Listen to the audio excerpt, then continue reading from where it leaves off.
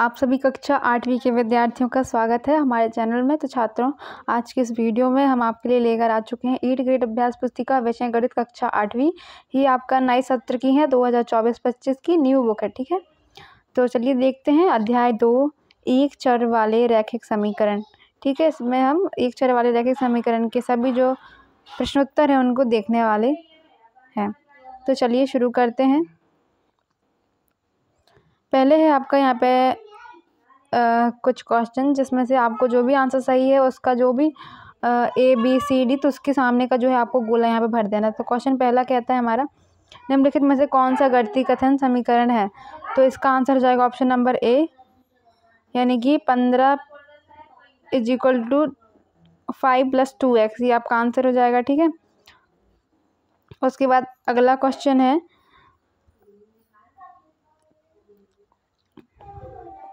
3x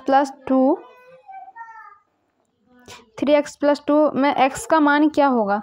तो देखिए x का मान निकालने के लिए जब हम इसका पक्षांतरण करेंगे तो जो 3 2 का है तो 2 यहाँ पे पक्षांतरण हो जाएगा, तो 13 के माइनस में आ जाएगा 2, और इस साइड रहेगा क्या इस साइड रहेगा 3x। ठीक है, 13 में से 2 जाएगा तो बचेगा 11, और 3x जो x के गुणे में है 3 का पक्षांतर होगा तो ये बटे में आ जाएगा, तो x का मान आ जाएगा 11/3, यानी कि ऑप्शन डी जो है बिल्कुल सही ऑप्शन है। ठीक है, ऑप्शन डी। इसके बाद है अगला सवाल देख लीजिए। प्रश्न क्रमांक 3 है, एक चर वाले रैखिक समीकरण के हल होते हैं तो केवल एक हल होते हैं। ऑप्शन नंबर 20 का करेक्ट ऑप्शन। तो बी वाला जो गोला है आप भर देंगे पूरा। फिर देखिए दो संख्याओं का योग आपको यहाँ पे दे रखा है 16/60। यदि एक संख्या 11/7 है तो दूसरी संख्या क्या होगी। तो 16/7 में से हमको सिंपली 11/7 को माइनस कर देना है। माइनस देख लीजिए कैसे करेंगे, सिंपल ट्रिक देखें। अगर तो 7 दोनों का सेम है तो 7 कॉमन यहाँ पे रख लेंगे, और 16 में से 11 को सीधे माइनस कर देंगे तो आ जाएगा 5/7। आपका आंसर हो जाएगा ऑप्शन नंबर सी। फिर अगला क्वेश्चन है, किसी संख्या के 3 गुणे में 15 जोड़ने पर 93 प्राप्त होती है तो वह संख्या कौन सी है। तो हम क्या करेंगे, 93 में से पहले 15 माइनस कर देंगे तो शायद हमारा आएगा यहाँ पे 78। ठीक है, तो 78 को 3 से भाग कर देंगे तो आएगा 26, तो ये 26 आपका आंसर हो जाएगा। हल कीजिए। देखिए 5x - 3 = 3x + 2, तो आपको हल करना है। तो देखिए यहाँ पे क्या होगा, 5x में से एक x माइनस होगा तो बचेगा 4x, और जो 4 जो है 4 के गुणे में है तो इस साइड आएगा बटे में, तो 5/4 हो जाएगा। तो x का मान आपका निकल आएगा 5/4। अगला सवाल देख लीजिए। प्रश्न क्रमांक 7, किसी संख्या को 8 से भाग दिया जाता है तो परिणाम -3 प्राप्त होता है। संख्या ज्ञात कीजिए। मान लीजिए कि वह संख्या x है। ठीक है, तो x के बटे में हम 8 डाल देंगे बराबर -3। फिर जो 8 जो है बटे में वो उस तरफ जाएगा, तो जो बटे की चीज़ होती है उसका पक्षांतर करते हैं तो वो गुणे में चला जाता है। तो 8 का 3 से गुणा हो जाएगा तो ये हो जाएगा -24। तो x का मान आपका निकल आएगा -24। अगला सवाल प्रश्न क्रमांक 8, रमेश ने एक संख्या सोची, उसका 2 गुना किया और उसमें 20 जोड़ा। परिणामी संख्या को 25 से भाग देने पर 4 प्राप्त होता है, वह संख्या ज्ञात कीजिए। तो माना वह संख्या x है। ठीक है, तो x है तो उसने रमेश ने क्या किया, पहले तो उसका 2 गुना किया। तो x का 2 गुना करने के लिए हम 2 से गुणा करेंगे, उसमें 20 जोड़ा ये और 25 से भाग दिया तो कितना शेषफल प्राप्त हुआ, 4। तो यहाँ से हम क्या करेंगे, अब x का मान प्राप्त कर लेंगे। जो 25 यहाँ पे बर्थडे में है वो इस तरफ जाएगा तो गुणे में हो जाएगा, तो 4 × 25 हो जाएगा, आएगा 100। और जो +20 है इसका पक्षांतरण होगा तो इस साइड आएगा तो -20 हो जाएगा, और 100 में से 20 जाएगा तो बचेगा 80। और 2 जो गुणे में है x के उसका पक्षांतरण करेंगे, जो चीज़ गुणे में होती है उसका पक्षांतरण करने पे वह बटे में चली जाती है। तो 80 के बटे में आ जाएगा 2, इसको भाग कर देंगे, 2 × 2, 2 चौके 8, 2 शून्यम शून्य। तो आपका आंसर x का मान आ जाएगा 40, यानी कि वह संख्या क्या थी, 40। फिर है प्रश्न क्रमांक 9, 10 के 2 क्रमागत गुणजों का योग 210 है, तब इनमें से छोटा गुणज क्या होगा। तो माना 2 क्रमागत गुणज क्या है, 10x और 10x + 1। ठीक है, अब इनका योग क्या हो रहा है हमारा 210, तो ये प्रश्न हमने कर दिया। ठीक है, और x + 1 है तो 10 का गुणा, जब ये कोष्टक हटेगा तो 10 का गुणा x में होगा, फिर 1 में होगा, तो 10 का गुणा x में होगा तो ये आंसर आ जाएगा 10x।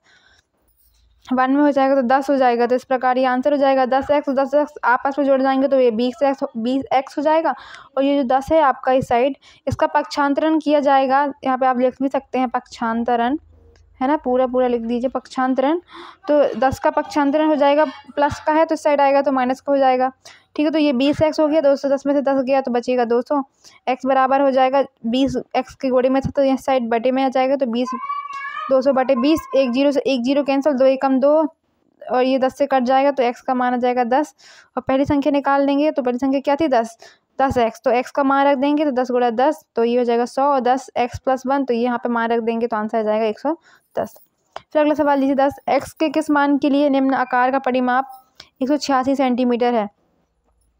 तो यहाँ पे देखिए, यहाँ पे ये 2x दिया गया है, तो यहाँ पे जो x का मान है वो हमको यहाँ पे निकालना है। तो परिमाप कितना दिया गया है हमको 186 सेंटीमीटर। आयत के परिमाप का सूत्र देख लीजिए, दो कोष्टक में रहता है लंबाई धन चौड़ाई, 186 सेंटीमीटर है, ठीक है। लंबाई कितनी दी हुई है यहाँ पे देख लीजिए, 2x + 66 और चौड़ाई दी गई है ये 5x + 6, ठीक है, बराबर 186। अब 2 का गुणा होगा सबके साथ, तो ये आपका हो जाएगा कुछ इस प्रकार, जैसे कि 4x, ठीक है। देखिए यहाँ पे डायरेक्ट ना करके हमने क्या किया है, इनको आपस में प्लस कर दिया। 2x और 5x को प्लस किया तो 7x आया, और 66 को 6 में प्लस किया तो 72 आया।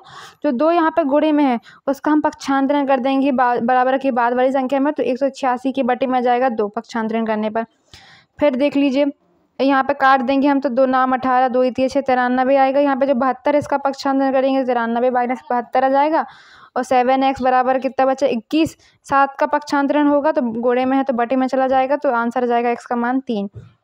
उसके बाद एक बढ़ई एक पलंग बनाने के लिए 2600 लेता है। इसमें प्रयोग की गई सामग्री की लागत 1100 रुपये है, मजदूरी 200 प्रति घंटा। बढ़ई ने कितने घंटे कार्य किया।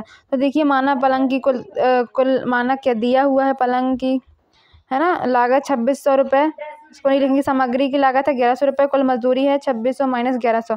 अब चूंकि भाई 200 रुपये प्रति घंटा ले रहे हैं तो हम 200 को भाग कर देंगे 1500 से, सॉरी 1500 में 200 का भाग दे देंगे, तो ये हमारा आ जाएगा 7.5 घंटे, यानी कि उसने कुल 7.5 घंटे कार्य किए, ठीक है, 7 घंटे 30 मिनट।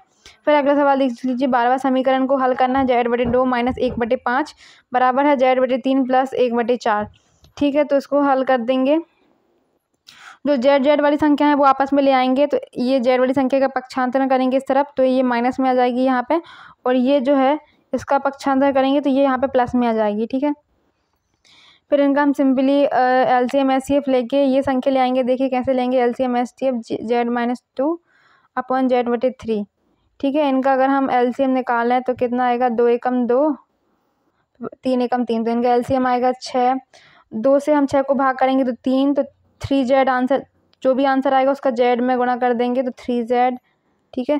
अब 3 से हम 6 को डिवाइड करेंगे तो कितने बार में कटेगा, 2 बार में, और 2 का हम उसके अंश में गुणा कर देंगे, तो यहाँ पे माइनस का बीच में माइनस लग जाएगा और ये हो जाएगा 2z, ठीक है। तो इस प्रकार से ये आ गया है। सेम चीज़ यहाँ पे भी करेंगे हम 1/4 और 1/5 के साथ भी, तो ये हमारा आंसर आ जाएगा। फिर यहाँ पे 3z में से 2z चला जाएगा तो बचेगा 1z/6 और ये बचेगा 9/20, ठीक है। फिर इसका हम क्या करेंगे, फिर जो संख्या ये 6 यहाँ पे बटे में है वो उस तरफ आएगी तो गुणे में हो जाएगी, तो 6 का गुणा 9 में हो जाएगा, तो 6 नाम 54 आ जाएगा। 54 और 20 को हम काट देंगे तो आएगा 27/10, तो ये आपकी z की वैल्यू यहाँ से आपको प्राप्त हो जाएगी। समीकरण हल करके उत्तर की जाँच करना है इस समीकरण की, तो देख लीजिए 5x - 2 2x - 7 ये आपका समीकरण है। इसको देख लीजिए हल करेंगे, 5x का 5x, 2 का गुणा होगा कोष्टक टूटेगा तो 2 का 2x के साथ गुणा होगा तो आएगा 4x, और 7 के साथ गुणा होगा तो 14 आएगा, और इसका माइनस का इसके माइनस के साथ गुणा होगा तो माइनस माइनस प्लस हो जाएगा। सेम चीज़ यहाँ पे भी होगी, 2 का 3x के साथ गुणा तो 6x, यहाँ पे माइनस और इसका यहाँ पे प्लस है, कुछ नहीं है तो प्लस का माइनस में गुणा तो माइनस, और 2 का 1 में गुणा तो 2 एकम 2, 7/2 जैसे का तैसा। 5x में से 4x जाएगा तो बचेगा x बट्टे में प्लस 14। उसके बाद बराबर में यहाँ पे देखिए 6x, इसका सेम चीज़ करेंगे प्लस करने के लिए, 2 के बटे में कुछ नहीं है मतलब 1 है, तो इसका हमारा आ जाएगा आपका 4 - 7/2, क्योंकि इसके सामने 2 के सामने माइनस लगा इसलिए, ठीक है। फिर इसको सॉल्व करेंगे तो 4 में से 7 जाएगा तो बचेगा -3/2, और -3 ये कोष्टक से बाहर आएगा तो +3/2 हो जाएगा। यहाँ पे देख लीजिए फिर आगे के प्रोसेस, जो 6x है समान संख्या, तो हम इस साइड ले आएंगे तो 6x इस साइड आएगा तो ये -6x हो जाएगा, ये 14 जो है इस तरफ जाएगा तो 3/2 - 14 हो जाएगा, ठीक है। तो यहाँ पे 6x में से 1x चला गया तो बचेगा -5x, और इसका हम करेंगे लेके LCM SCF जो भी आप लेके है ना, इस प्रकार की विधि आप फॉलो करके करते हैं तो आपका 3 - 2 28/2 आ जाएगा। फिर यहाँ पे है आपका माइनस का 5x और यहाँ पे है आपका माइनस का 25/2, तो माइनस से माइनस कैंसिल हो जाएगा, 5 गुणे में है तो यहाँ पे बटे में चला जाएगा, यहाँ पे 5 गुणे में है तो यहाँ पे बटे में चला जाएगा, तो बटे में जाएगा तो किस प्रकार 25/2 है और इसके भी बटे में क्या पहुँच जाएगा आपका 5। तो जब ऐसी संख्या जाती है तो क्या करते हैं, जो चीज़ बटे में रहती है वो उल्टी होके गुणे में चली जाती है। ठीक है, तो 22/5, 5 के बटे में कुछ नहीं है मतलब 1 है, तो 1/5 जो है वो गुणे में इस प्रकार आ जाएगा और इसको सॉल्व कर लिया जाएगा। ठीक है, 25 ऐसे कट जाएगा तो आंसर जाएगा 5/2। यहाँ पे आप देख लीजिए, इस प्रकार से उत्तर की जाँच भी यहाँ पे कर सकते हैं।